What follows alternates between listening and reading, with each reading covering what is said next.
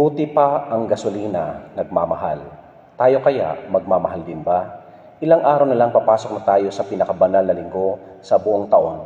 Ilang araw din tayo nag-abang upang maranasan natin kung gaano tayo kamahal ng ating Panginoong Diyos sa masalangit na kahit ang kaisa-isa niyang anak na si Jesucristo ay pinadala niya sa lupa upang iparamdam sa atin na ang Ama sa langit ay mapagpatawad na kahit ang anak niyang pinakamamahal ay handa niyang isakripisyo para sa atin. Sa bawat isa sa atin, maging pulisman o magulang, lahat tayo ininyahan na isang tabi ang ating mga personal na kaligayahan at ating alalahanin ang kapakanan ng karamihan.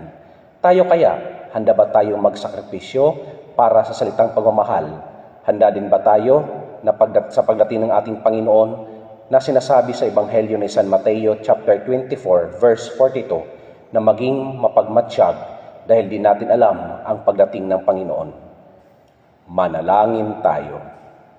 Amang nasa langit, turuan niyo po kaming magmahal, katulad ng iyong pagmamahal sa amin, na handa rin naming isakripisyo ang aming buhay upang maipadama sa iba na malaga sila sa amin at naway maging handa kami sa iyong pagdating.